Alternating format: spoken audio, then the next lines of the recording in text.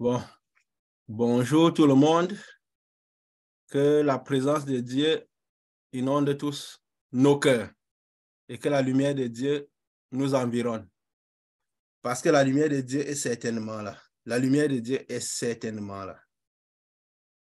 Bon, nous avons notre causerie autour du Seigneur aujourd'hui. Comme vous savez, tout ce qui concerne Jésus doit être quelque chose de naturel. De naturel. La foi est naturelle. La foi en Dieu est naturelle. La foi en Dieu est naturelle. Si nous avons l'impression que nous forçons dans la foi, ça veut dire qu'il y a quelque chose qui n'est pas aligné. Parce que notre vie doit être en accord, en unisson avec Dieu, avec Jésus. Jésus a laissé une consigne, l'une des consignes que Jésus a laissées qu'elle partait, c'était veiller et prier, comme nous avons dit la dernière fois. Veiller et prier, ça veut dire observer, analyser et agissez en accord à ce que vous avez vu, à ce que nous avons vu, à ce que nous avons observé de Christ. Donc, c'est important d'observer Christ, parce que Christ, c'est le target. Christ, c'est celui sur qui nous devons garder nos regards. Comme l'exemple de Pierre, l'apôtre Pierre, qui gardait, il a voulu expérimenter la puissance de Christ. Quand Christ est venu marchant sur l'eau, eux étaient dans le bateau, ils étaient affolés, ils ont eu peur. Christ a dit, ne craignez pas, c'est moi. Il a dit, si c'est toi, ordonne que je vienne sur les eaux comme toi. Il a dit, vas-y, viens. Il avait les yeux rivés sur Christ. Et parce qu'il avait les yeux rivés sur Christ, il marchait sur l'eau. Donc, il manifestait la puissance à la dimension de Christ. Mais comme il y avait les tempêtes, il a commencé par regarder les tempêtes. Et tout de suite, il a commencé par descendre. Il a commencé par descendre. Donc, le target, c'est Christ. Tant que nous marchons les yeux rivés vers Christ, pas rivés vers un autre personnage de la Bible, parce que toute la Bible annonce Christ dans l'Ancienne Alliance et la Nouvelle Alliance confirme Christ. Donc, si nous avons les yeux rivés vers autre chose que Christ, que la chose soit autant importante que ce soit, alors oui, nous ne marcherons pas longtemps sur les eaux. Nous nous descendrons des fois, la plupart des temps. Beaucoup de choses sont importantes dans nos vies. Le travail, la famille et tout le reste. Mais nous devons garder les yeux vers Christ. Pourquoi? Parce que Christ est la grande lumière. Si nous gardons les yeux vers Christ, cette lumière pourra éclairer toute notre vie. Ça veut dire notre famille, notre travail, tout ce dont nous avons besoin. Et ce sera la lumière de Christ à manifester la gloire dans nos situations. Comme nous avons dit, il y a plusieurs types de lumière. Mais la seule lumière qui éclaire comme il se doit, la seule lumière qui est capable d'enlever toutes les situations difficiles, c'est la lumière de Christ. Parce que Christ a été défini comme une grande lumière qui luit dans les ténèbres. Donc, de toutes les lumières que nous avons sur cette terre, la seule lumière qui a la faculté de nettoyer les ténèbres, de nettoyer toutes nos ténèbres, c'est Christ. C'est la lumière de Christ. Parce qu'elle nettoie nos maladies, elle nettoie nos souffrances, elle nettoie la misère, elle nettoie nos problèmes, elle nettoie l'angoisse, elle nettoie la dépression, elle nettoie tout, elle purifie le sang, tout ce qui peut représenter la nuit dans nos vies. La lumière de Christ a la capacité de nettoyer tout cela.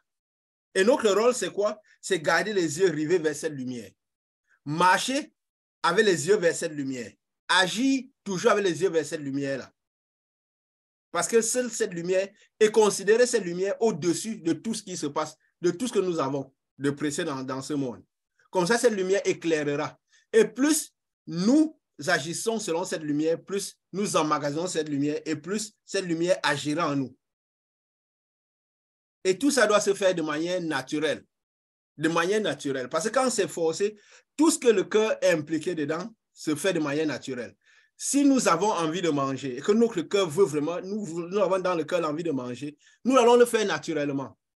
Mais si nous voulons manger et que notre cœur n'est pas impliqué dans cette nourriture, dans cette envie de manger, nous nous sentirons de forcer pour manger. Et du coup, nous risquons d'avoir des indigestions. Nous avons des risques d'avoir des indigestions.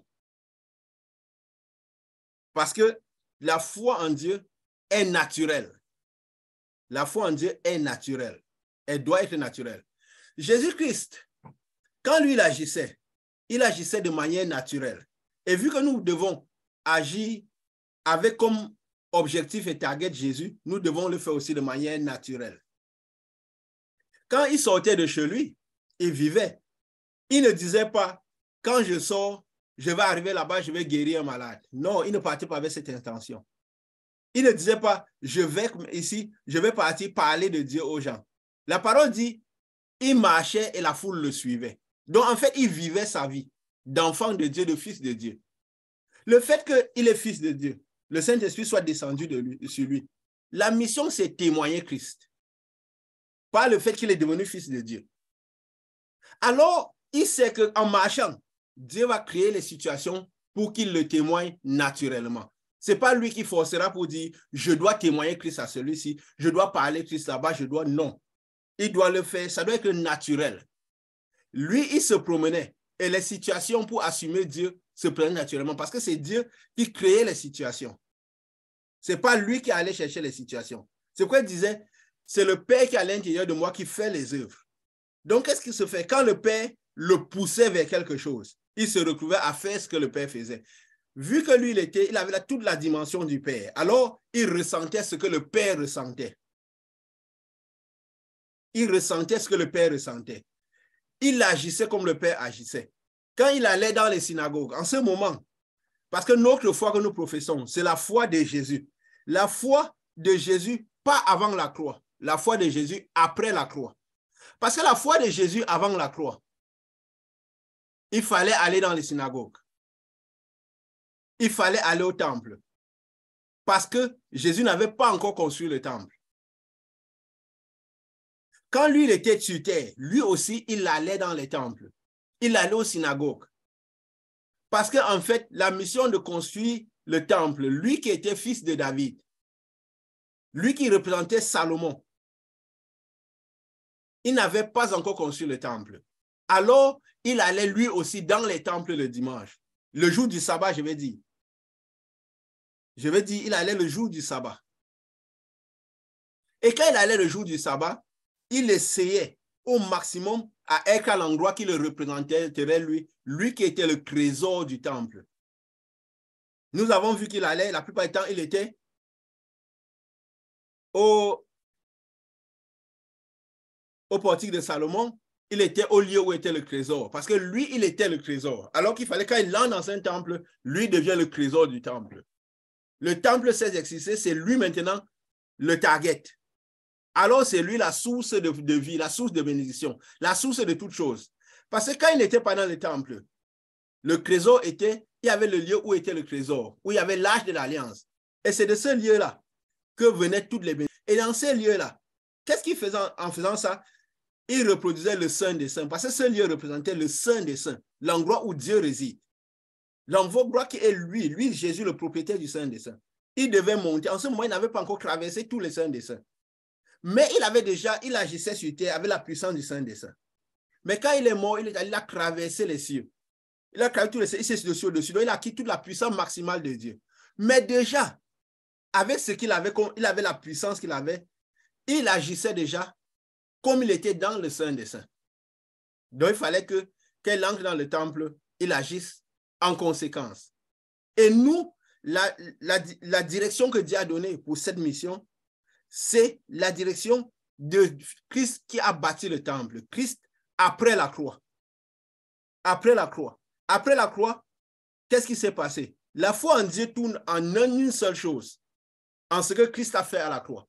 Le fait qu'il soit allé à la croix, ça a permis au Saint-Esprit de descendre sur nous. Alors, parce que le Saint-Esprit descend, nous commençons par vivre Christ après la croix. Ça veut dire que Christ a vaincu la mort, il a vaincu la croix. Alors, nous commençons par vivre une foi du Christ vainqueur de la croix, pas une foi de Christ avant la croix. C'est pourquoi Christ disait, les choses que je fais, vous ferez des choses plus grandes. Parce que maintenant, je suis dans le monde. En ce moment, il était dans le monde. Il n'était pas encore allé à la croix. Il y avait des grandes choses qu'il faisait. L'Esprit de Dieu ne pouvait pas encore rentrer à l'intérieur des personnes. Parce que l'Esprit de Dieu à l'intérieur des personnes, c'est toujours lui à l'intérieur des personnes. Alors lui, étant sur terre avant la croix, il y avait des choses qui se faisaient. Et le fait que lui, en traversant la croix, il devait, en allant à la croix, en traversant les cieux, il devait aller à l'endroit maximum sur le trône du Père. Donc, il devait acquérir le maximum de lumière possible. Et c'est dans cette position de maximum de lumière qu'il devait revenir à l'intérieur de nous. C'est pourquoi il a dit, les choses que je fais maintenant, si vous croyez, vous ferez des choses plus grandes. Parce qu'en ce moment, je fais toutes ces choses, mais je ne suis pas encore allé à l'endroit maximum. Mais déjà, avec ce que j'ai là maintenant, le Père qui est descendu en moi, le Saint-Esprit est descendu sur moi là, je fais déjà ces choses. Donc si maintenant, quand j'irai au-dessus et que je reviendrai à vous sous forme de Saint-Esprit, là c'est le Père qui est venu vers moi. Maintenant, je pars m'allier au Père. Et maintenant, nous venons vers vous. Il a dit quelque chose, nous reviendrons à vous. Et quand nous venons à vous maintenant là, nous venons avec la puissance maximale. Et le fait que nous venons avec la puissance maximale, vous serez capable de faire des choses beaucoup plus grandes que ce que je fais en ce moment. Donc nous avons plus d'avantages maintenant, nous qui vivons Christ après la croix, que ceux qui ont eu Christ avant la croix. Avant la croix, ils avaient le Saint-Esprit sur eux, ils faisaient des choses. Nous avons tout Christ dans la totalité de Christ, à l'intérieur de nous. Donc nous sommes censés pouvoir faire des choses plus qu'eux ils faisaient. Et quand Christ, comme tout à l'heure, là, il a été dit, quand Christ marchait, il faisait de manière naturelle. Il ne sortait pas dire, je vais guérir, je vais faire ces choses. Quand il arrivait dans le temple, il voyait quelqu'un qui souffrait. Parce que quand Dieu est à l'intérieur de nous, et que nous agissons en unisson avec Dieu, en accord, aligné à sa parole, et que nous atteignons la statue de Dieu qu'il faut à l'intérieur de nous, nous commençons par ressentir ce que Dieu ressent. Quand Dieu voit une situation, quelqu'un, comme il a dit, cette femme qui était courbée depuis 38 ans, qui est fille d'Abraham aussi, ne devait-elle pas être soignée? Quand nous arrivons, nous voyons quelqu'un dans cet état. Tout de suite, quand nous avons Dieu, notre cœur a envie de donner, a envie de soigner cette personne. En fait, c'est le Père qui est à l'intérieur de nous qui nous suscite cette envie. Parce que d'autres personnes qui n'ont pas le Père à l'intérieur d'eux, ils vont dire, c'est sa vie. J'en ai rien à faire de sa vie. Moi aussi, je souffre. Il y a des personnes qui souffrent à cause de moi aussi, qui souffrent. Il n'est pas le seul. Mais quand quelqu'un a Christ à l'intérieur, il commence à sentir ce que le Père ressent. Il commence par s'occuper des affaires de son Père. Les affaires du Père deviennent ses affaires à lui. Les ressentis du Père deviennent ses ressentis à lui. La pensée du Père devient sa pensée à lui. Et il agit selon ce que le Père lui suscite à l'intérieur de lui. Il peut voir quelqu'un qui peut-être souffre, il laisse que la personne élève son niveau de foi. Parce que le Père lui a suscité ça, cela à l'intérieur de lui. Parce qu'il ne va pas avec l'émotion. Il va avec la conscience du Père. Il marche avec ce que le Père ressent. Pourquoi? Parce que finalement, Jésus vit à l'intérieur de lui. Quand Jésus entre dans le temple, c'est le jour du sabbat. Il devait être dans le temple du sabbat. Et c'est le jour où il fallait qu'il soit ce jour où sa puissance pouvait être le maximum. Il voit quelqu'un avec la main sèche. Mais cette personne ne doit-elle pas être guérie? Cette personne qui a fait des efforts, qui est venue dans un temple, qui cherche Dieu, qui a déjà mis les conditions pour que la foi fonctionne.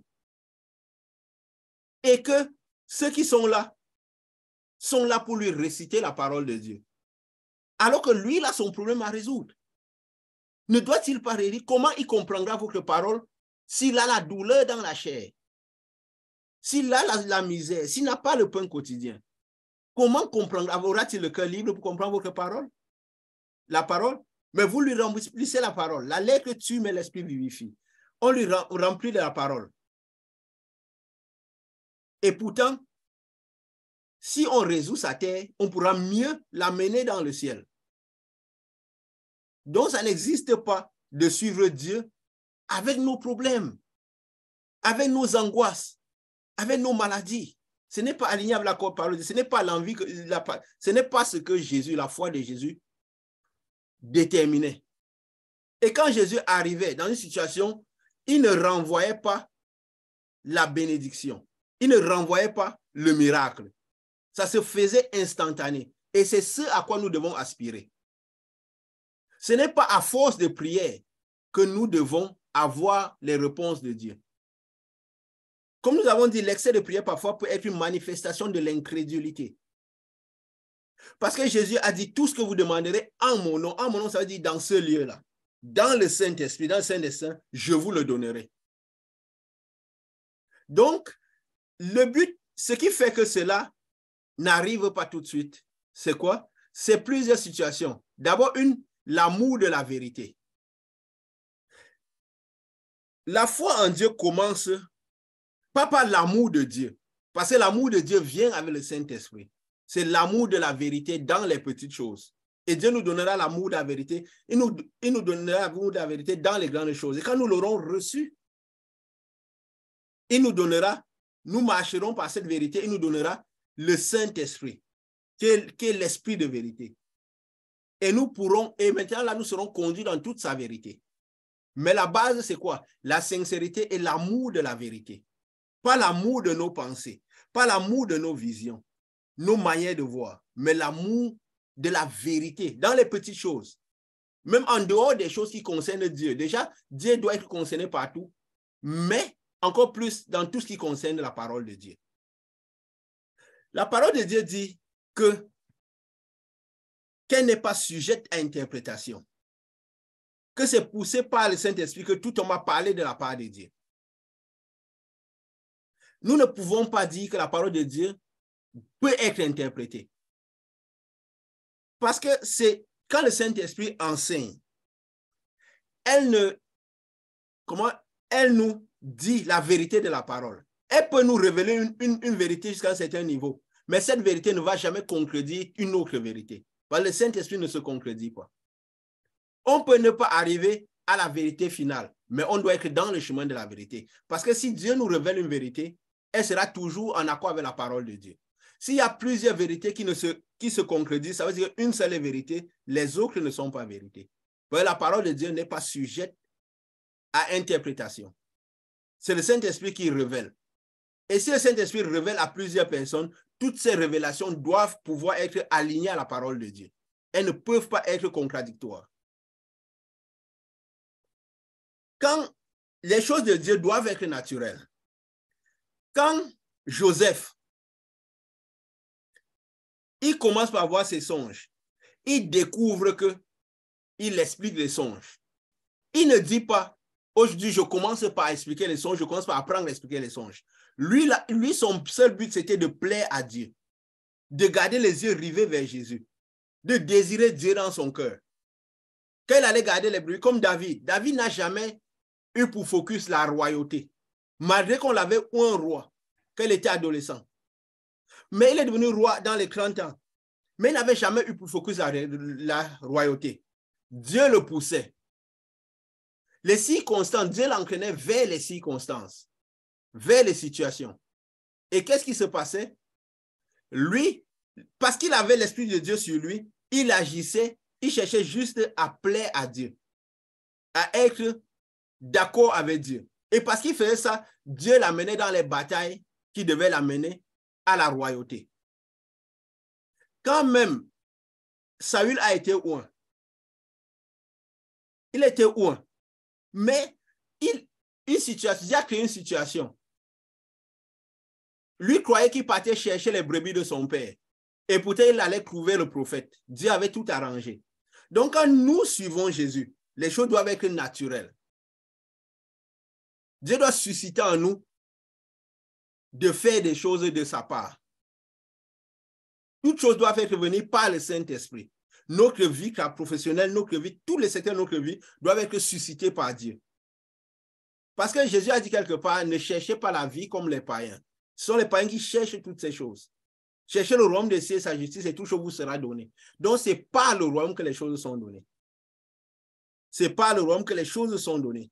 Et notre but, c'est quoi? C'est observer le maximum Christ. Emmagasiner la lumière de Christ. Manifester Christ. Et Christ nous conduira vers les sentiers, vers sa lumière. Quand nous aurons besoin de quelque chose, il suscitera en nous l'envie d'aller quelque part où nous aurons le point de rencontre avec ce que Dieu a prévu pour nous. Mais en toute chose, le focus doit être que Dieu, la parole de Dieu, la lumière de Christ. La lumière de Christ. En toute chose, le focus doit être que Dieu, la parole de Dieu, la lumière de Christ. La lumière de Christ.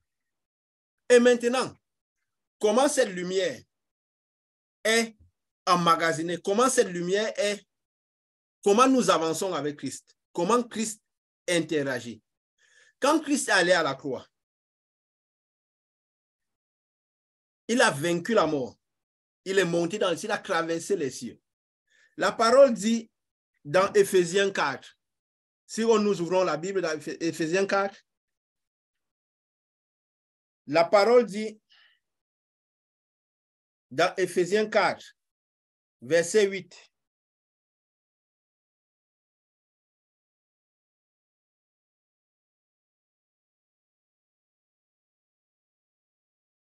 la parole dit, étant monté dans les hauteurs, il a amené les captifs et il a fait des dons aux hommes. Il a fait des dons aux hommes. Une fois il est monté dans les cieux, il a fait des dons aux hommes. Déjà au verset 7, il dit quoi? Mais à chacun de nous, la grâce a été donnée selon la mesure du don de Christ. Il est écrit, Christ nous amène de gloire en gloire. De gloire en gloire.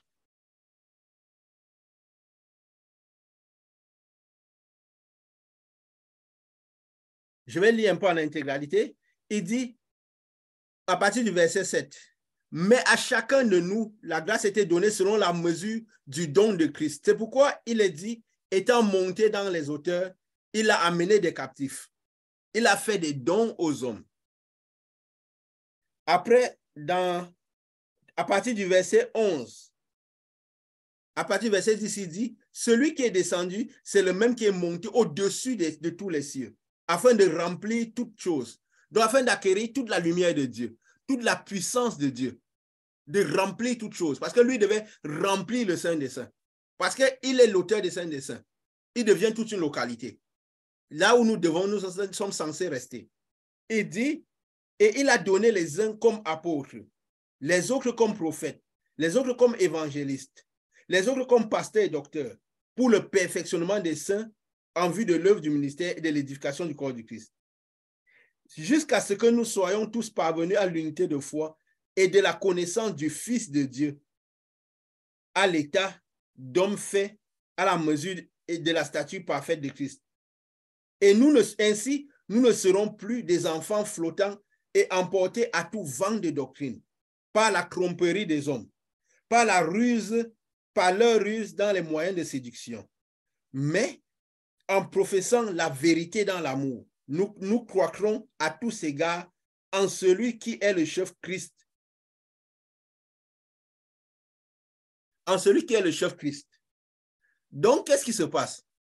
Christ est monté dans les cieux. Il a fait des dons aux hommes. Ces dons, c'est des dons spirituels. Ce sont des dons spirituels. Ce sont des dons spirituels. Donc, le fait, quand nous recevons le Saint-Esprit, il nous donne des dons. Il nous donne des dons. Quand nous recevons le Saint-Esprit, il nous donne des dons. Et c'est pourquoi il est écrit aussi, nous avons reçu de grâce de Christ, grâce pour grâce. Grâce pour grâce. Qu'est-ce que la grâce? Qu'est-ce que la grâce? Le phénomène de grâce est parfois mal interprété. Parce que la grâce, c'est quoi? C'est la vie avec Christ. C'est un don que Dieu nous donne. Un don que Dieu nous donne parce que nous sommes devenus citoyens du royaume des cieux, du Saint des Saints. C'est une grâce qui vient de la part de Dieu. C'est pourquoi nous avons reçu grâce pour grâce. La grâce ici, c'est quoi? Une portion de la manifestation de Christ. Nous recevons Christ en entier, mais nous avons une portion de sa manifestation. Donc, il nous fait grâce d'une portion de lui. Et comme l'apôtre a dit, nous avons reçu grâce pour grâce. Donc, c'est de la grâce que nous devons augmenter pour aller d'une grâce à une autre. D'une grâce à une autre. C'est pourquoi il dit, il a bien représenté dans la parabole des talents. Quand il disait, quand le Christ a laissé des talents, c'est ce qu'il voulait dire. Que Dieu confie des talents. Parce que Christ est là, il nous observe. Il nous donne des talents de par son Saint-Esprit qu'il nous a donné. Et il nous donne ça pour que nous fructifions ces talents. Ça veut dire que quand nous avons une portion de manifestation de lui, nous appartenons à un certain degré dans le royaume des cieux. Dans le royaume des cieux. Alors, cet endroit où ce degré où nous appartenons équivaut à certains talents que nous avons, à certaines manifestations de Christ que nous avons. Et toutes ces manifestations doivent avoir de la puissance à la base, puisque ces manifestations viennent par la puissance de Dieu, par le Saint-Esprit. La grâce de Dieu, c'est une portion de la manifestation de Christ que nous sommes censés développer. Et nous développons cela en acquérant de la lumière, parce que dans le royaume des cieux, dans les saints des saints, le développement n'est qu'une augmentation de lumière. Parce que plus nous approchons de Dieu, plus nous croîtrons dans les cieux, plus nous gravissons les cieux, plus nous emmagasinons de la lumière. Si nous avions une certaine composition, nous emmagasinons de la lumière et chaque lumière que nous emmagasinons équivaut à une portion de la puissance de Christ. Donc nous grandissons en manifestation de puissance. C'est pourquoi certaines personnes, au début qu'ils ont Christ, ils peuvent prier pour les autres. Ils commencent par imposer les mains, ça guérit. Après, ils n'ont même pas besoin d'imposer les mains, juste à parler, ça guérit. Ils peuvent guérir une maladie, après ils peuvent guérir toutes les maladies, ainsi de suite. Ça dépend de la quantité de lumière que nous avons emmagasinée.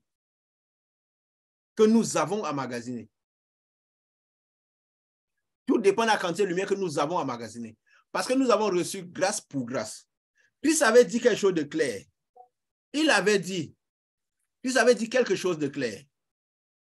Dans Jean, chapitre 14. Dans Jean, chapitre 14. Nous y sommes. Ça va dans le même sens. Il disait quand il n'était pas encore allé à la croix. Parce qu'il prévoyait une manière d'interagir avec lui après la croix, qui devait être l'ultime interaction avec Dieu, l'ultime manière d'interagir avec lui. Là, il était encore avec eux. Il a dit que votre cœur ne se trouble point. Croyez en Dieu et croyez en moi. Lui, il était l'envoyé de Dieu en ce moment. Il était l'envoyé de Dieu en ce moment.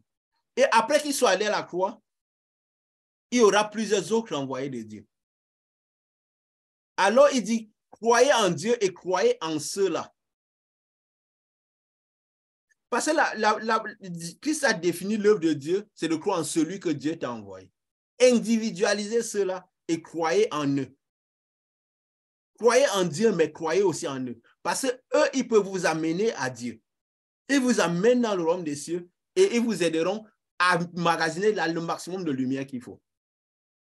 C'est pourquoi finalement, notre connexion spirituelle doit toujours dépendre de la quantité de lumière que nous voyons devant nous.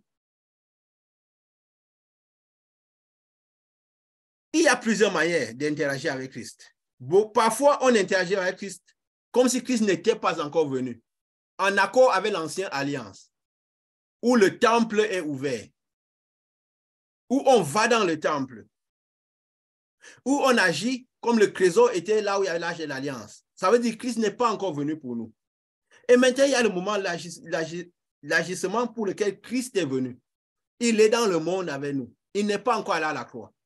Et nous avons l'Esprit de Dieu au-dessus de nous. Oui, nous pouvons faire des choses avec cet Esprit de Dieu au-dessus de nous.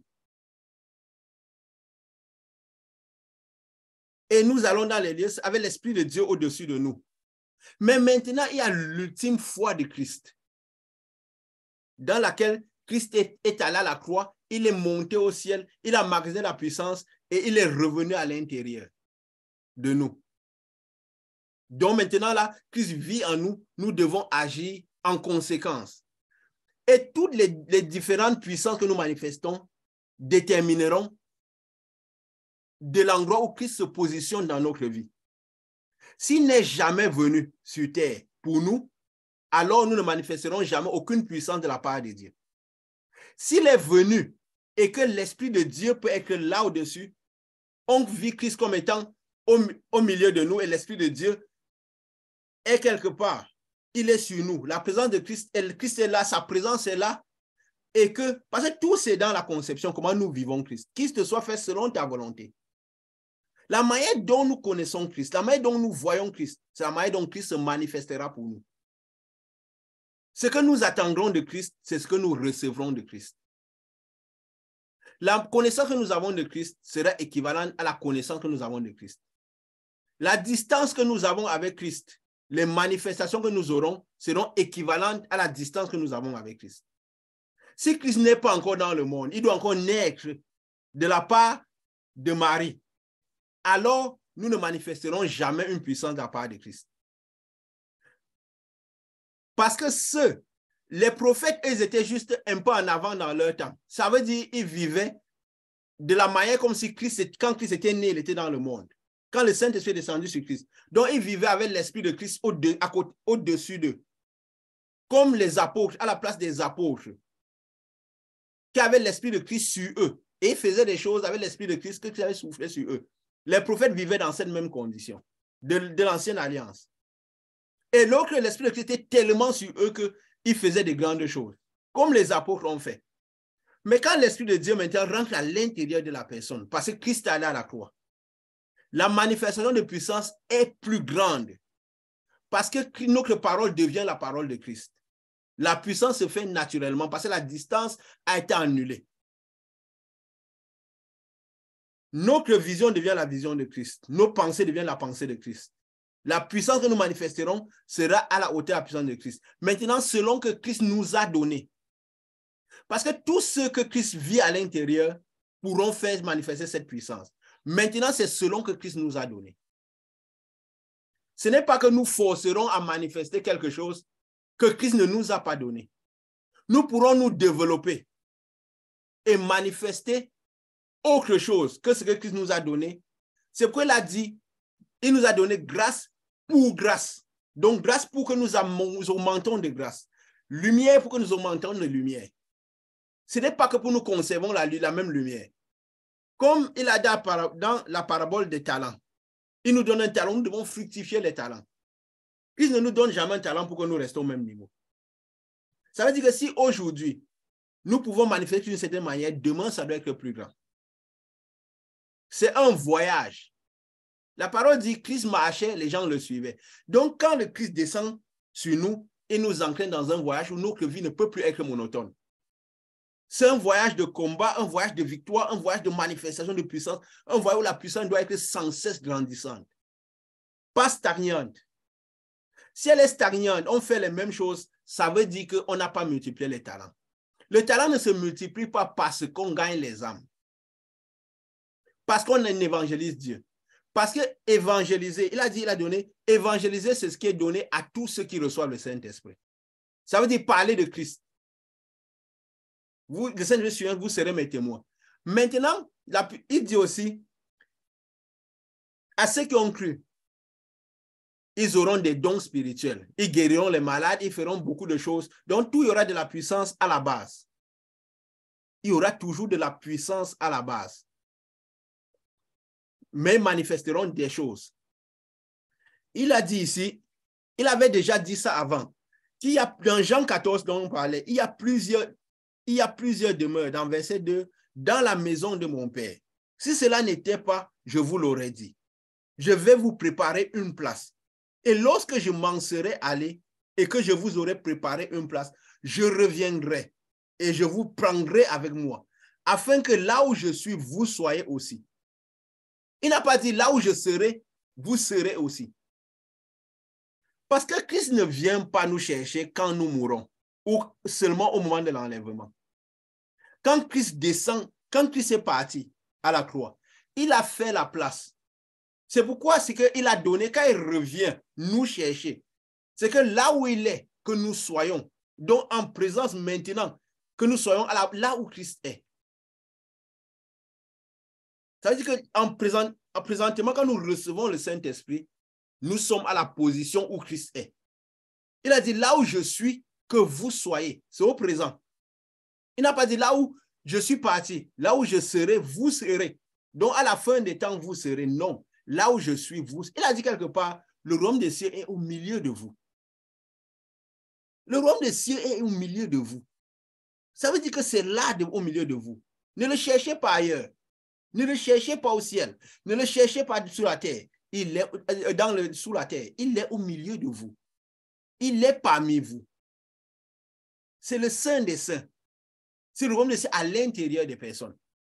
Nous devenons citoyens des Saints des Saints. Là, donc, ça veut dire que là où Jésus est, nous sommes là, au même endroit où Jésus est. Il a dit, je reviendrai et je vous prendrai avec moi, afin que là où je suis, vous y soyez aussi. Que vous y soyez aussi. Ça veut dire que de là où nous sommes, nous devons manifester tous ces dons qu'il nous a donnés. Donc les différentes demeures, c'est dans les cieux. Ça équivaut quoi? À des niveaux de puissance, des niveaux de lumière, des niveaux de manifestation. Les lumières équivalent à la manifestation que nous avons. Plus nous avons de la lumière, plus nous manifestons Christ. Plus nous manifestons Christ. Donc le but maintenant, c'est lequel? C'est regarder la lumière, focus sur la lumière. Et cette lumière guidera nos pas. Nous devons marcher de manière naturelle comme Jésus marchait. Lui nous poussera vers des personnes à qui nous devons parler. Et quand nous allons, nous devons tester la connexion de paix. Nous n'irons pas parler de notre propre volonté.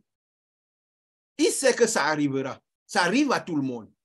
Mais l'œuvre parfaite de Dieu, c'est celle où les choses se font de manière naturelle. Si nous nous sommes développés spirituellement et Dieu voit qu'il doit nous donner le don, nous fait arriver une vision ou un songe. Aucun homme de l'ancienne alliance recevait les songes parce qu'il avait décidé d'avoir les songes. Parce quel est le danger? Quand nous décidons de faire les choses, le diable peut s'insérer dans ces choses-là et nous donner des pensées. Si vous avez remarqué, le diable avait parlé à Élie avec la même voix que Dieu. Mais le caractère, la manifestation était différente. Élie ne partait pas chercher la voix de Dieu. C'est la voix de Dieu qui venait à lui. C'est la direction de Dieu qui vient à nous. Si Dieu veut nous donner des visions, il nous donne des visions, nous les recevons. S'il ne veut pas nous donner les visions, nous ne cherchons pas à tout prix à en avoir. Dieu a dit que l'Esprit du Seigneur descendra à la fin des temps. Nous aurons les songes et les visions. Donc c'est lui qui suscitera les visions. Comme la parole dit, il suscite des songes sur notre couche. Ça peut être les debout, ça est sur notre couche, mais tout doit être suscité par Dieu à la base. Parce que le fait de vouloir être, on nous a beaucoup appris dans les lieux saints à faire, à beaucoup faire. Prier, jeûner. Jésus priait parce que c'était suscité de l'intérieur l'envie de prier. Il n'avait pas de programme précis. Il sortait de chez lui, il marchait. Il peut marcher à la plage parce qu'il arrive à la plage, là où il y a la multitude de poissons, la foule s'entoure autour de lui. Parce que la foule l'entourait, il se met à enseigner. Il ne sortait pas de chez lui avec l'objectif d'enseigner. Étant fils de Dieu, ayant l'Esprit de Dieu sur lui, il savait que Dieu créerait les conditions pour qu'il donne la parole.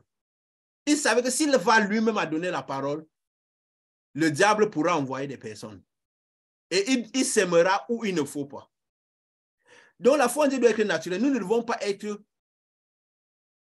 omnubilés par l'envie de faire. C'est Dieu qui fait en nous, qui suscite ce que nous devons faire. Les prières, c'est Dieu qui suscite la prière. Nous sentons à l'intérieur de nous comme l'envie de guérir quelqu'un. Alors nous prions pour cette personne. Si Dieu ne nous la suscite pas, peut-être ce n'est pas la bonne personne à qui prier. Le but, c'est quoi? Ne pas manifester le pouvoir de Christ, n'importe quoi, et surtout ne pas avoir les défaites en Christ. Parce que c'est une confusion pour Christ. Quand nous prions pour quelqu'un, la personne ne guérit pas. C'est une confusion pour Christ. Quand nous devons passer tellement de temps à prier pour quelqu'un, tous les jours, nous ne voyons pas les résultats. La persévérance en Christ, ce n'est pas cela. S'il a dit tout ce que vous demandez à mon nom, je vous le donnerai. Ça veut dire à l'instant. Le but maintenant de l'homme, du chrétien, de celui qui a reçu Christ, c'est quoi? C'est se prédisposer à Christ. Emmagasiner la lumière, regarder Christ, être léger dans les mains de Christ pour que Christ guide les pas vers là où Christ va se manifester. Il a dit, n'allez pas de maison en maison aux apôtres. Ça veut dire, ce n'est pas tout le monde que vous deviez parler de Dieu. N'allez pas de maison en maison. Allez là où je vous aurai envoyé. Et quand vous allez, vérifiez que je vous y ai envoyé. Si la connexion de Père n'est pas là, n'insistez pas, ne restez pas insister à l'excès. Ça veut dire que Christ ne vous a pas envoyé cette personne. L'œuvre de Dieu, c'est de croire en celui que Dieu a envoyé et de voir celui que Dieu n'a pas envoyé. Parce que la parole dit, celui qui croit en moi ne sera jamais confus. Il ne devrait pas avoir la confusion. C'est pour ça, parfois, on croit en Dieu avec de la confusion. C'est juste le manque de connaissance. Parfois, étant fils de Dieu, fille de Dieu, nous devons augmenter en connaissance. Comme nous avons lu dans Ephésiens, grandir en connaissance jusqu'à avoir la stature de Christ. La stature de Christ. De manière liée à la connaissance de Christ. Donc, augmentons la connaissance de Christ. Si nous sommes légers dans les mains de Christ, Christ nous suscitera nos marches. Il guidera nos pas. Nous devons juste chercher, comme David, à plaire à Christ. Christ lui-même a dit, le Père ne m'a pas laissé seul parce que je fais toujours ce qui lui plaît. Parce que s'il ne faisait pas ce qui ne plaisait pas à Dieu, Dieu l'aurait laissé seul. Le Père ne m'a pas abandonné parce que je fais tout. Donc le but du Christ, c'est quoi? Chercher à plaire à Dieu. Et Dieu va susciter en nous tous les dons spirituels qu'il faut. Et quand il nous donne un don spirituel, nous devons chercher à augmenter cela. Toujours quoi? En gardant les yeux rivés vers Christ, en essayant de plaire à Christ, en lisant la parole de Christ, en nous emmagasinant de la parole de Christ. Si nous avons besoin de quelque chose, parce que nous avons le royaume de Dieu à l'intérieur, les choses doivent être données par-dessus. Donc, Christ va susciter nos marches vers là où il faut les choses. Les païens ne fonctionnent pas comme ça. C'est pourquoi Christ a dit, ne cherchez pas la vie à la manière des païens. Les enfants de Dieu ne cherchent pas la vie de cette manière. Ils cherchent le royaume et le royaume les pousse vers ce qu'ils doivent faire. Toujours prêt comme David au combat. Donc, si Dieu suscite un combat, je suis prêt à mener le combat. J'ai des armes pour mener le combat, les armes physiques, les armes spirituelles. J'ai le pouvoir pour déterminer que les esprits descendent. Parce que le Saint-Esprit me donne cette autorité et ce pouvoir. Dieu nous transforme pour que nous transformons les choses. Ce n'est pas à Dieu de transformer les choses quand Dieu finalement vient vivre à l'intérieur de nous. Nous sommes la lumière. Là où nous allons, la lumière va avec nous. Et ça dégage les ténèbres dans l'endroit et nous conquérons les choses. Dieu suscite nos pas vers un endroit. Il suscite notre esprit vers un endroit où lui-même veut que nous soyons. La foi en Dieu est naturelle. Le risque de forcer les choses, de susciter les choses. Quand Dieu dit de multiplier les talents, il ne nous dit pas d'aller bousculer. Multiplier les talents, ce n'est pas passer des nuits de prière. C'est prier quand Dieu nous l'a inspiré. Il y a des fois, Dieu peut inspirer de méditer. Dieu peut inspirer de dormir. Va dormir, je vais te donner une vision. Salomon avait vu. Salomon, il désirait juste d'avoir l'Esprit de Dieu sur lui.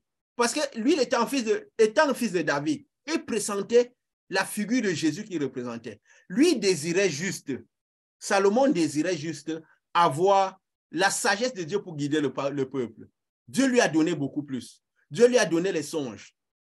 Dieu lui a donné l'intelligence, la sagesse. Parce qu'il préfigurait déjà Christ qui devait avoir la sagesse infinie, l'intelligence infinie, les richesses infinies.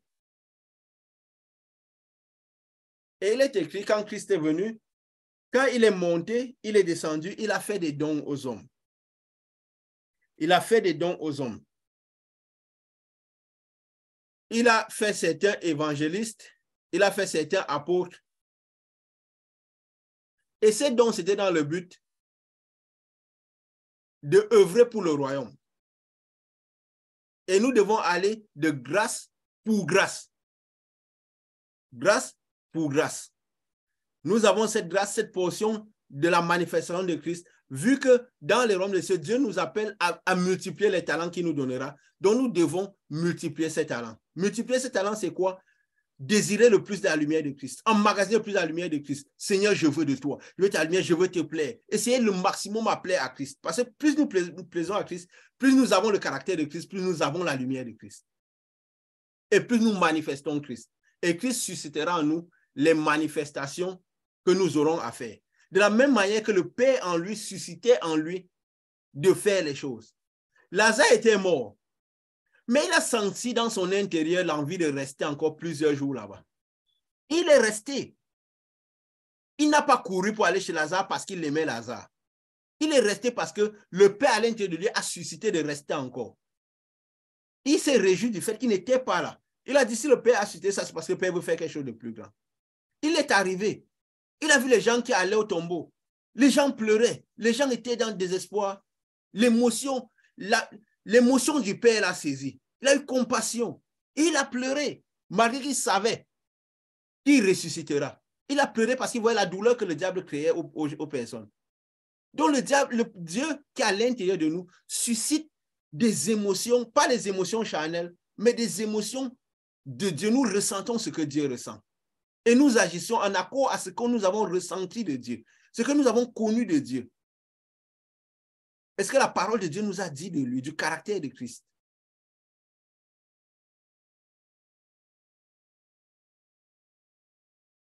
La foi en Dieu est naturelle. Elle est naturelle. Alors nous devons savoir quelle étape de Jésus nous voulons vivre. Nous voulons vivre Jésus qui n'est pas encore venu dans le monde, à l'Ancienne Alliance, où le trésor est dans le temple. Alors il y a une distance entre nous et le Jésus. Nous devons aller tous les jours au temple pour faire les sacrifices, pour manifester ce que nous avons manifesté parce que le trésor est dans le temple.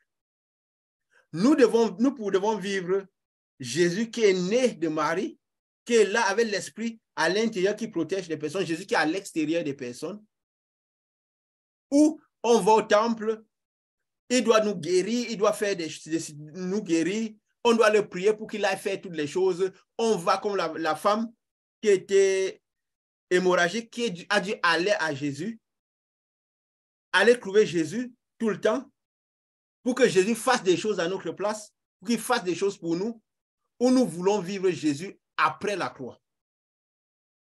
Jésus qui est monté aux cieux, qui a donné son Saint-Esprit, pour que nous manifestons maintenant la puissance de Jésus. Ça veut dire Jésus à l'intérieur de nous. Parce que si nous avons Jésus à l'intérieur de nous et nous vivons Jésus comme s'il était à l'extérieur, alors oui, nous manifesterons comme si Jésus était à l'extérieur. Il y aura toujours une distance entre nous et Jésus. Ça sera comme si l'Esprit de Dieu est sur nous, mais pas à l'intérieur de nous. Nous ne manifesterons jamais au maximum déjà du talent que nous avons reçu. Parce que recevant le Saint-Esprit, nous recevons une grâce de Dieu. Nous recevons la grâce de Dieu. C'est ça, la grâce de Dieu. Nous recevons une manifestation de Dieu. Et nous recevons cette grâce pour de la grâce. Donc, pour une grâce supérieure. Ça veut dire pour plus de lumière. Pour que nous puissions développer cela et avoir plus de lumière. Grâce pour grâce. Et maintenant, après avoir développé cette lumière, parce qu'il est à l'intérieur de nous, nous devons manifester Christ. Donc, à la fin, selon ce que nous avons décidé de Christ, nous devons connaître comment nous sommes, quel degré, quelle est la grâce que Dieu nous a donnée et chercher à multiplier cette grâce. Et l'une des manières de multiplier cette grâce, c'est de comprendre comment fonctionne le royaume de Christ, de connaître, d'augmenter en connaissance de Christ, connaître le caractère de Christ. Et le caractère de Christ a été décrit dans la parole de Dieu.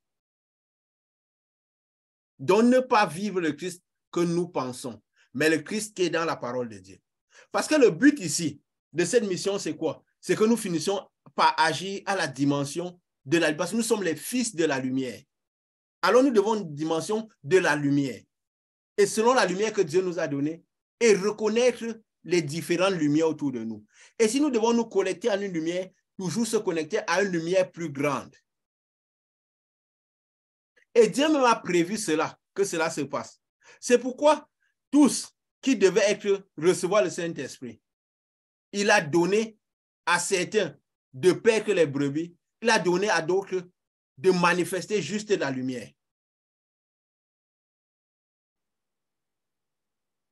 Donc, il a dit de quelle manière le royaume de Dieu, c'est un royaume parfait, précis et clair.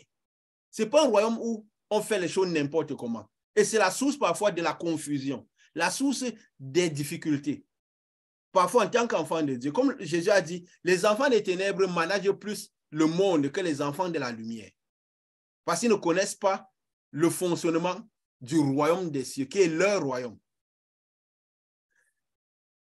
Jésus avait 12 disciples. À Pierre seul, il a demandé de perdre les brebis. À Pierre seul, il a donné un peuple. Il a donné un peuple à Paul, qui était Saül. Paul n'a pas eu besoin d'aller voir Pierre pour demander ce qu'il fallait faire. Parce que quand il donne une mission, il donne un peuple, il donne ce qu'il faut pour ce peuple-là. Il donne un peuple particulier. Et Pierre n'allait pas prêcher chez les païens. Parce que Dieu lui avait donné, Jésus avait donné le peuple des Juifs. Il a donné le peuple des païens à Paul. Il n'est jamais écrit que Pierre allait prêcher dans les églises de Paul. Ou Paul allait prêcher, ou Pierre prêchait. Pierre n'a même pas fait blaiser, il n'est pas allé dans le sens des églises. Parce que lui, il était auprès de Jésus, il a beaucoup vu Jésus. Mais Jésus instruit Paul. Aucun n'était allé dans le ministère de l'autre. Aucun n'avait besoin que l'autre lui enseigne Jésus. Parce que Jésus enseignait en direct. Quand Jésus donne un peuple à quelqu'un, il a donné ce qu'il faut pour nourrir ce peuple-là. Et il n'a pas dit au peuple d'aller d'un peuple à l'autre. C'est la parole de Dieu. Nous devons être en accord avec la parole de Dieu. Élie et tout ça que Dieu donne le peuple, c'est ceux qui ont une certaine dimension élevée de lumière. Ceux à qui Dieu donne un peuple, c'est des gens qui ont déjà une certaine dimension de lumière de manière innée. Élie avait un peuple des prophètes. Il y avait plusieurs prophètes en Israël.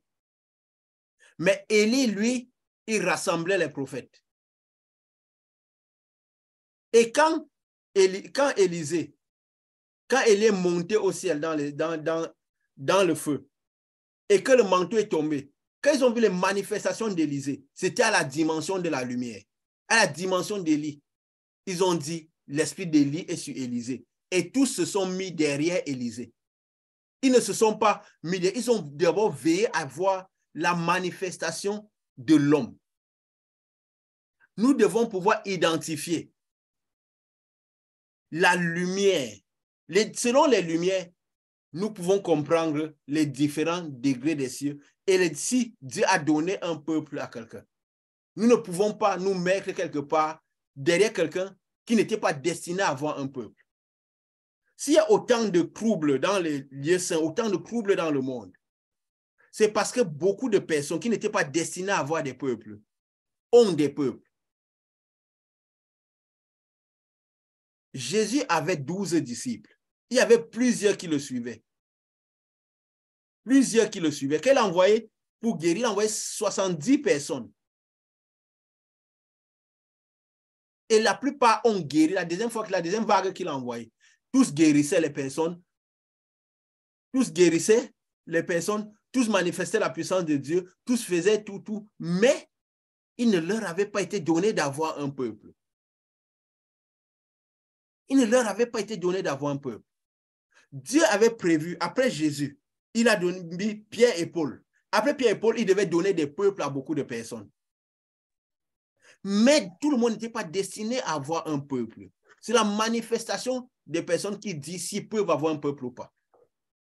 Et tous ceux qui ont peuple manifestent à la dimension extrême de la lumière. C'est parce qu'ils ont une lumière extrême à l'intérieur d'eux. Ce n'est pas parce qu'ils ont choisi avoir un peuple. On ne fait pas l'œuvre de Dieu parce qu'on choisit ce qu'on doit faire de l'œuvre de Dieu. Quand Dieu donne un peuple, ça veut dire qu'il donne la lumière correspondante pour ce peuple-là. Et ça veut dire qu'il a donné à la personne tout ce qu'il faut pour que ceux qui finalement décident de se mettre d'être le peuple, tout ce que Dieu enverra sur ce peuple et qu'ils aient exactement tout ce qu'il faut pour eux.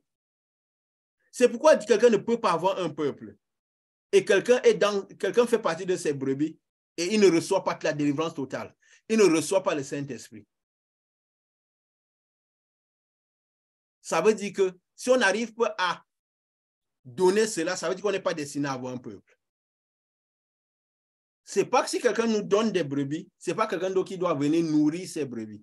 Il a dit à Pierre, paie mes brebis. Ça veut dire que Pierre avait tout ce qu'il fallait pour perdre les brebis. C'est pourquoi Pierre, toutes les guérisons, Pierre les faisait. Au point où même ses vêtements guérissaient les personnes. Pour dire la dimension de lumière qu'il a. Je voudrais un peu expliquer le type de lumière sous laquelle nous sommes. Sous laquelle nous sommes. Quand je vais souvent faire les témoignages, je ne vais jamais préparer. Donc, ça veut dire que les personnes qui seront concernées ne sauront même pas qu'il faut faire. C'est quand Dieu suscitera dans mon cœur. Mais je ne vais pas le faire en demandant de raconter, je vais parler.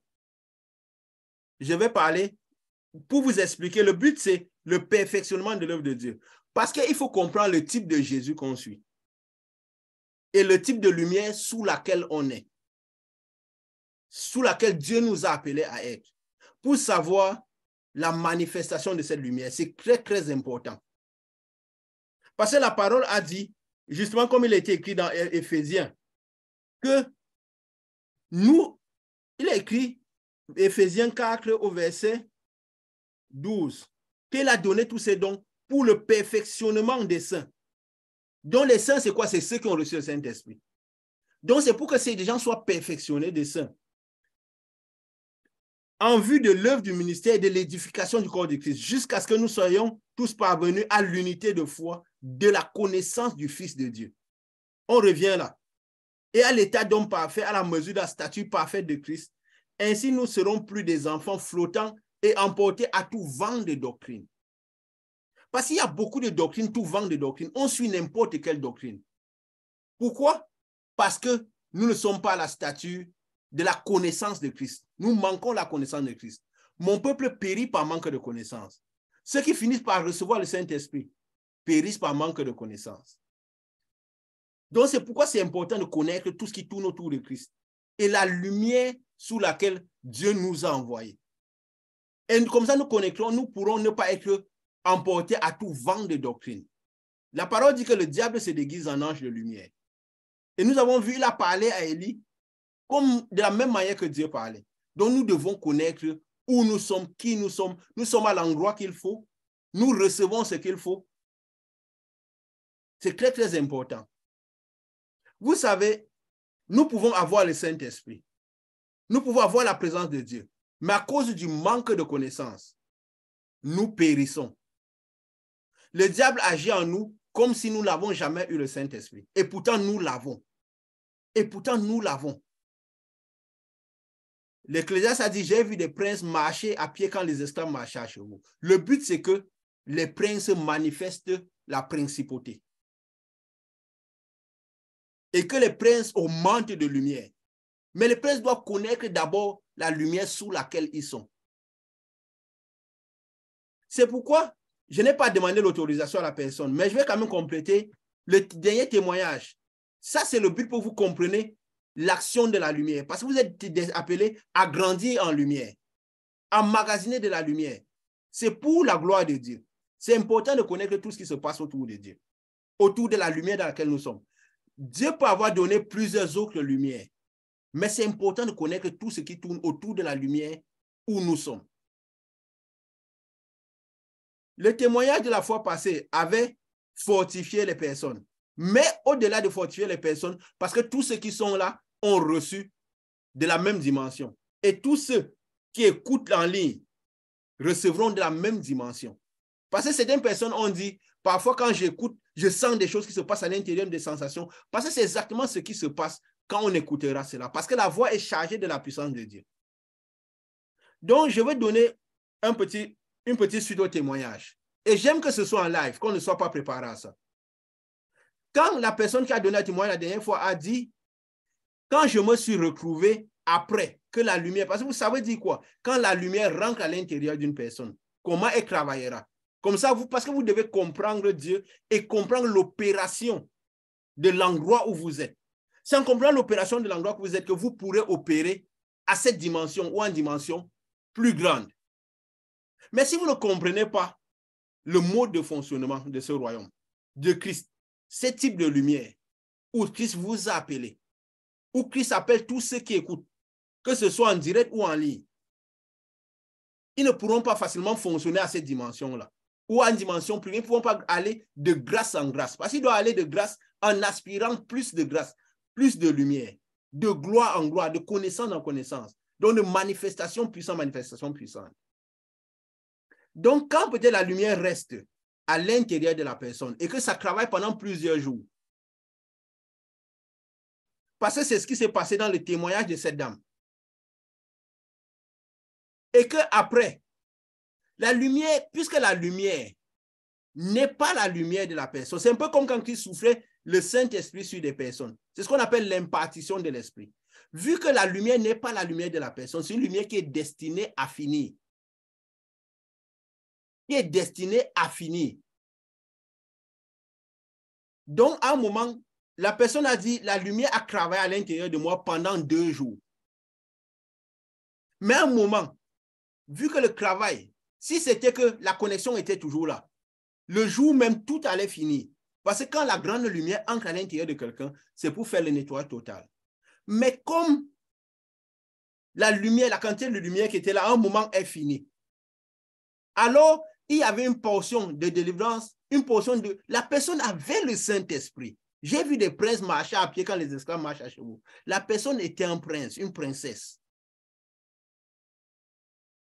Alors, la personne m'a contacté pour dire, j'ai une situation. C'est pour la gloire de Dieu. C'est pour que les gens apprennent de la lumière et désirent la lumière en comprenant la manifestation de la lumière. Parce que Jésus a dit, vous ferez des choses plus grandes. Donc, peut-être vous êtes destiné à faire des choses beaucoup plus grandes, selon que Dieu donnera. Parce que l'homme de Dieu n'est pas là pour bloquer les personnes, c'est pour... Parce que Dieu a mis des personnes sur un homme de Dieu, connecté à une certaine lumière, c'est pour qu'il emmagasine la lumière, fait autant que la personne, ou peut-être beaucoup plus grand. C'est le but que de Jésus. Jésus avait ce désir que des gens fassent des choses beaucoup plus grandes que lui. Donc l'homme de Dieu désire que des gens soient grands et beaucoup plus grands. Donc il ne peut pas, il doit donner des choses, il permet aux gens déjà de grandir en lumière et de pouvoir manifester leur lumière à eux, la lumière plus grande maximale possible, de développer leur talent en acquérant de la lumière. Alors cette dame m'a dit, j'ai une situation qui me dérangeait, j'ai senti une douleur dans le ventre. Parce que parfois, l'hérédité, c'est dans le ventre. Parfois, il y a certains liens que même avec le Saint-Esprit, on n'a pas coupé. Pourquoi? Parce que certaines situations peuvent nous maintenir un fil avec eux. Alors, comme la lumière était finie, il fallait une autre portion de lumière. Et cela a nettoyé tout le reste. Pourquoi je dis ça? C'est pour dire, quand peut-être on parlait de se connecter à une certaine lumière, comme je vous ai dit, Dieu ne peut pas confier l'œuvre aux soins des hommes pour soutenir une œuvre. Ce serait dangereux que des hommes soutiennent l'œuvre de Dieu. Quand Dieu donne une œuvre, il a donné la provision. Quand les gens se connectent à une œuvre, à une certaine lumière, en fait, c'est pour en bénéficier. Parce que la lumière qui rentre à l'intérieur de personnes, ça peut aider à la personne à manifester selon le degré de don que la personne a reçu. Mais cette lumière ne restera pas toujours à l'intérieur de la personne. Parce que cette lumière n'appartient pas à la personne. Cette lumière, c'est la quantité de lumière que Dieu a donnée à une autre personne. C'est pourquoi quand quelqu'un vient, il a une certaine lumière, il manifeste en accord à la lumière qu'il a reçue de Jésus. Au niveau de lumière qu'il a reçue de Jésus. Et s'il se connecte à une lumière plus grande, il pourra par moment manifester au niveau de cette lumière-là.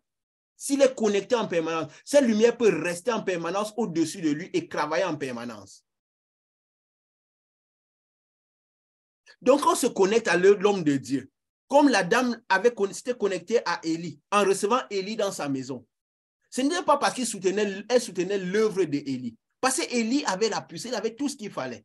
C'est Élie qui devait lui apporter des choses. Donc, la présence d'Élie, de la lumière d'Élie dans sa vie, dans sa maison, préservait sa santé, préservait son pain. C'est pourquoi tant qu'Élie était dans sa maison, il est écrit qu'elle ne manquait pas à manger. Ainsi que Élie, parce qu'elle avait fait un plat pour Élie à sa table. Si Dieu donne une œuvre et que l'être humain va soutenir cette œuvre et que l'homme va se mettre à dire à la personne qui soutient son œuvre ce que la personne veut comprendre, vu que c'est la personne qui soutient son œuvre.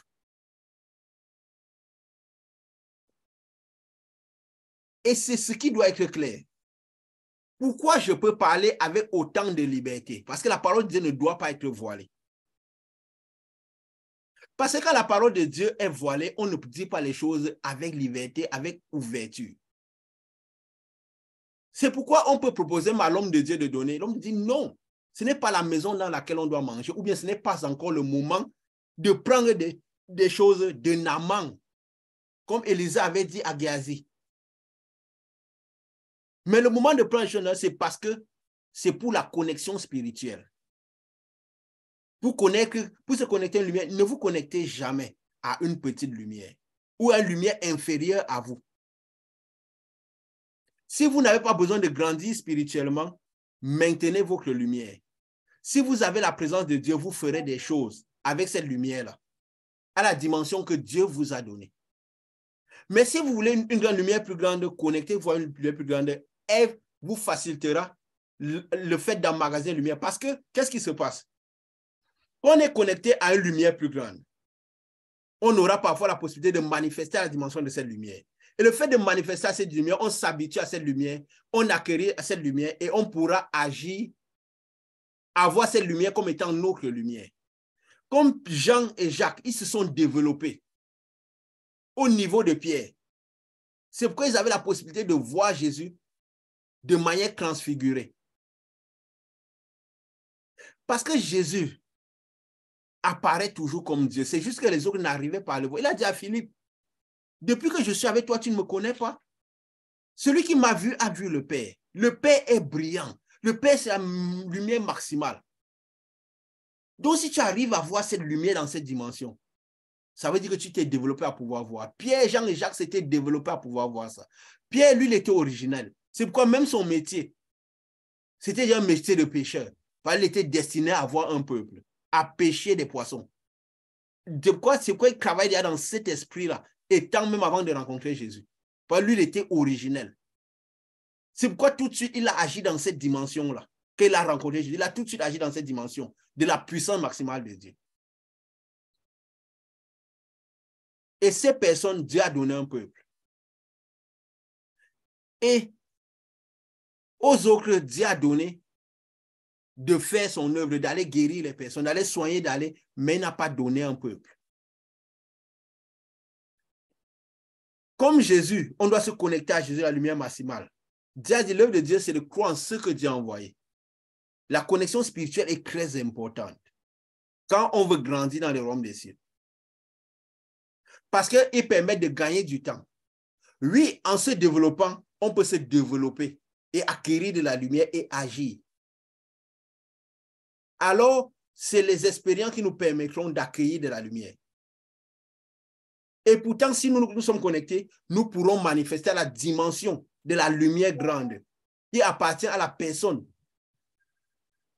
Et quand nous pourrons nous connecter, manifester, parce que le fait de manifester une certaine puissance nous donne une assurance en Dieu, développe notre foi et notre puissance et notre lumière. Et cette lumière peut finalement devenir la nôtre. Et on peut même traverser, aller vers une lumière plus grande. S'il est donné d'avoir une lumière plus grande que celle-là. Parce que la dimension de lumière, c'est la dimension la plus grande. C'est la dimension la plus grande. Et aspirons, comme l'apôtre Paul a dit, aspirons au don de prophétie. Parce que c'est les dons les plus élevés, le prophète. Aspirons aux dons les plus élevés, mais quand nous aspirons, nous pourrons agir à ces dimensions comme étant notre dimension. Mais il y a des prophètes originels qui ont des peuples. Et c'est encore plus grand. Donc, c'est important de connaître tout ce qui tourne autour du royaume des cieux. Ça, c'est les mystères du royaume des cieux. Jésus a dit, quand on demandait à Jésus, pourquoi leur parles-tu toujours en parabole? Philippe avait demandé à Jésus, mais pourquoi tu leur parles toujours en parabole? Jésus a dit, à vous, il est donné de connaître les mystères du royaume des cieux. Je crois que c'est dans Matthieu 13. Matthieu 13, si nous pouvons aller dans Matthieu 13. Nous sommes déjà vers la fin. Dans Matthieu 13, quand Jésus parlait à la foule, la parole dit, dans Matthieu 13, ce même jour, Jésus sortait de la maison et s'assit au bord de la mer. Une grande foule s'étant assemblée auprès de lui, il monta dans une barque, il s'assit. Toute la foule se tenait sur le rivage, il leur parlait en parabole sur beaucoup de choses qu'il dit. En fait, Jésus parlait, eux, ils entendaient ça en parabole. Ils entendaient en parabole. Jésus était sorti de chez lui pour aller au bord de la mer. Il partait se balader, mais la foule est venue autour de lui, il s'est mis à enseigner. Donc, Dieu a conduit ses pas, il s'est mis à enseigner. Il parlait en parabole. Et si on part au verset 10, les disciples s'approchaient et lui disaient, pourquoi leur parles-tu en parabole? Donc, eux, ils comprenaient quand même un peu déjà mieux, eux qui étaient à côté de Jésus. Ils comprenaient un peu mieux. Ils disaient, mais pourquoi toi tu leur parles à eux en parabole? Jésus leur répondit, parce que qui vous a été donné de connaître les mystères du royaume des cieux, et que cela ne leur a pas été donné, car on donnera à celui qui a, et il sera dans l'abondance. Parce que Dieu a impliqué l'abondance d'être impliqué. Et à celui qui n'a pas, on ôtera même ce qu'il a. C'est pourquoi je leur parle en parabole, parce qu'en voyant, ils ne voient point, en entendant, ils n'entendent ni ne comprennent. Et pour eux que s'accomplisse cette prophétie d'Ésaïe. Vous entendrez de vos oreilles et vous ne comprendrez point. Vous regarderez de vos yeux et vous ne verrez point. Car le cœur de ce peuple est devenu insensible. Ils ont endurci leurs oreilles. Ils ont fermé leurs yeux, de peur qu'ils ne voient de leurs yeux, qu'ils n'entendent de leurs oreilles et qu'ils ne comprennent de leur cœur, qu'ils se convertissent et je ne les guérisse. Donc, par contre, on ne comprend pas la parole de Dieu. C'est parce qu'on a endurci nos cœurs. Parce qu'on a endurci nos cœurs. Ils ont endurci leurs oreilles. Le cœur de ce peuple est devenu insensible. Insensible à la vérité de Dieu. Ils n'ont pas reçu l'amour de la vérité. Leur cœur est devenu insensible à la parole de la vérité de Dieu. Ils ont préféré endurcir leur cœur. Ils ont fermé leurs yeux. Donc, je ne veux pas voir la gloire de Dieu. Je veux voir ce que moi, je décide de voir. Je veux penser ce que je décide de penser.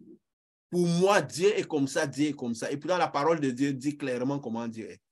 Ils ont préféré endurcir les cœurs.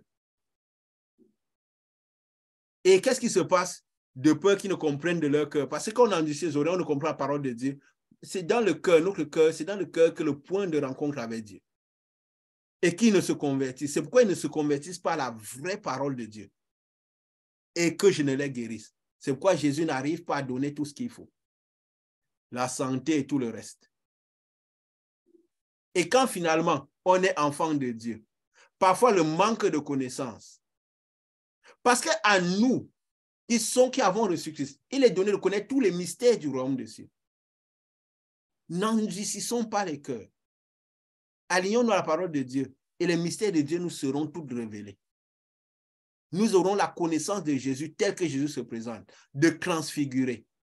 Plus nous verrons la lumière de Dieu, plus nous aurons de la lumière. Plus nous arriverons à voir Dieu totalement transfiguré. Si nous voyons Dieu transfiguré, ça veut dire que nous avons la dimension de la lumière. Et nous émettons la lumière. Donc la lumière que nous émettons, ça sera la quantité de lumière que nous avons vue de Christ.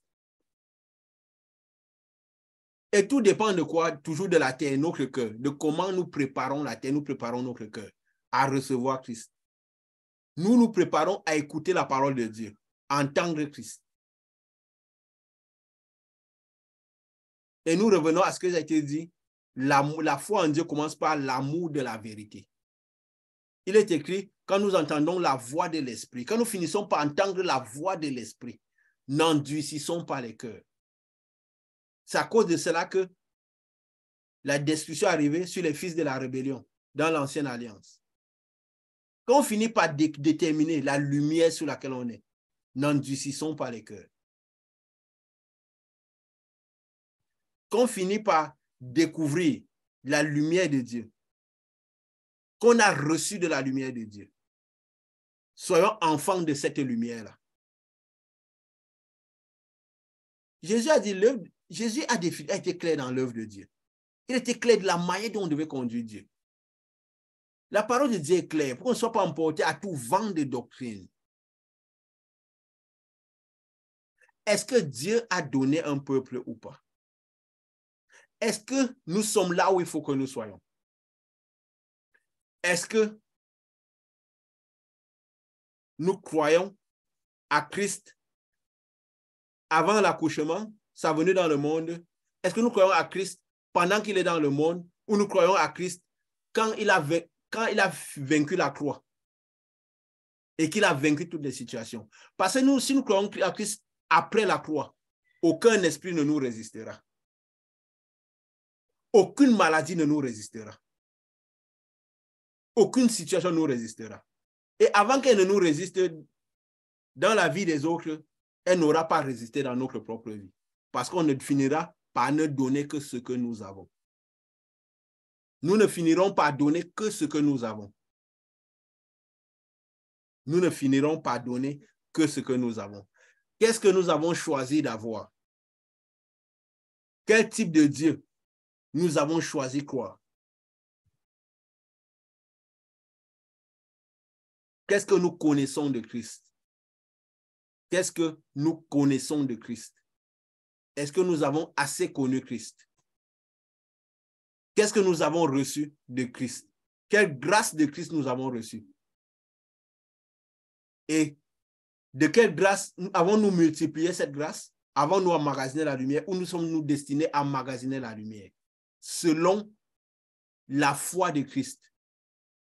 La foi de Christ, c'est celui où Christ va à la croix, vint à la croix et revient à l'intérieur des personnes sous forme de Saint-Esprit. La foi de Jésus, c'est celle à laquelle finalement Dieu a construit le temple. Où Dieu vit à l'intérieur des personnes, où il n'y a plus de distance entre nous et Dieu. C'est ça la foi ultime de Christ, où nous agissions en lien et passe de Christ selon la grâce que Christ nous a donnée. Et nous sommes appelés à augmenter cette grâce-là. Quel type de Christ nous agissons, nous connaissons? Il est écrit, Dieu nous amène de gloire en gloire, de connaissance en connaissance, de grâce en grâce, de lumière en lumière. Il veut que nous allions de lumière en lumière, de connaissance en connaissance, de manifestation en manifestation. Que la présence de Christ recouvre toute vos vies et la vie de tous ceux qui suivent. Que la puissance de Christ recouvre les vies. Et que la lumière sous laquelle vous êtes, et qui se dégage en ce moment, nettoie totalement vos vies et la vie de tous ceux qui écoutent cette vidéo. Et que la puissance de Christ repose sur les vies. Au nom de Jésus. Et que cette même lumière vous accompagne, que cette même lumière reste au-dessus de vous. Et je suis sûr, vous sentez cette puissance descendre. Il est impossible de ne pas sentir cette puissance descendre. Parce que vous qui êtes là, vous le sentez, et tous ceux qui écouteront le sentent. C'est la lumière maximale. Rien ne résiste à ce type de lumière. Et que cette lumière soit sur vous, vous accompagne tout au long de cette semaine, pour nettoyer tout ce qui peut se mettre devant votre chemin. Que cette lumière nettoie tout ce qui peut se mettre devant votre chemin. Et que cette lumière puisse vous donner d'agir à cette dimension. Et surtout, et que vous désirez avancer et manifester cela, et avoir le désir d'aller de grâce en grâce. Parce que c'est ça à quoi Dieu nous a appelés. Et que Dieu, cette lumière, soit à nous pousser dans l'œuvre que Dieu veut que nous faisons. Au nom de Jésus, la foi de Jésus, la foi après la croix. La foi après la croix, c'est la foi de la victoire totale. Parce que c'est après la croix que la victoire a été totale. Sur tous les esprits, sur toute la force de l'enfer, sur toute la puissance de l'ennemi.